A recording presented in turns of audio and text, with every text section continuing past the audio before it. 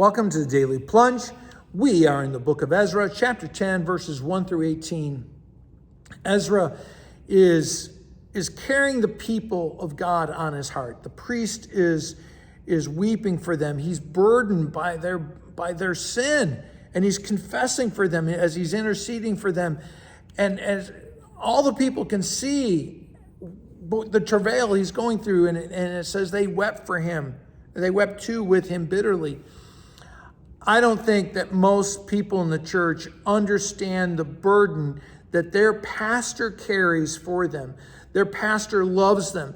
Their pastor prays for them. Their pastor is always interceding for them and trying to encourage them in the faith, even in the midst of their resistance.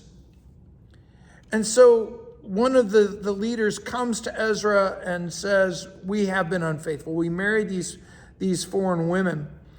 And the problem isn't marrying the women. The problem is what they're marrying into, and that they are joining hands with the corruption of sin.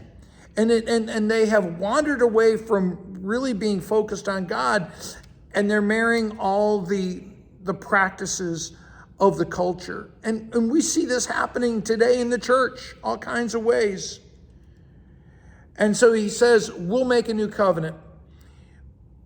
We're going to support you, Pastor." And so Ezra the priest goes away for a number of days, and he's fasting and praying.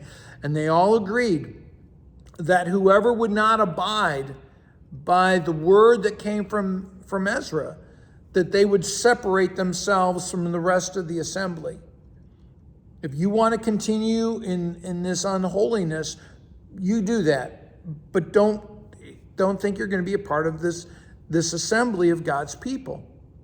Why? Because they're supposed to be rededicating themselves to the Lord. And so Ezra comes forth and he says, "You have been unfaithful, and so now you're going to separate yourselves from your wives."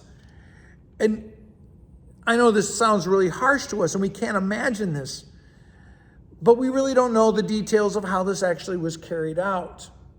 And there are numerous times in the Bible when we hear some harsh judgment, and the actuality is it's not enforced. It's not carried out. As much as you think about that, though, there is a mess in our homes when there's a conflict over faith. When believers marry unbelievers, it creates a conflict. Paul speaks about this in 1 Corinthians chapter 7. And it's true today just as it was then, because when you marry someone who doesn't believe in the faith, they are an obstacle to your faith, and they are going to prevent you from growing in your faith and growing in the blessings that come from God. And in fact, oftentimes it's the opposite. They influence you to walk away from faith. They are a gateway not just into sin of rebellion against God, sometimes even the gateway into the demonic. And, there's going to be a messy unraveling one way or the other. Either you're going to unravel yourself from this unfaithful woman who is leading, or man who's leading you astray, or you're going to have a messy home life. And when God is not at the center of a marriage, at the center of a family, it is difficult. But the truth that we have been given is that when we trust in God and when we dedicate our lives to God, when we trust in the promises in the gospel, our lives are strengthened. Our lives, even in the midst of mess, we find that there's hope. And that's what we're being encouraged to grab hold of. Well, thanks, friends. Have a blessed day.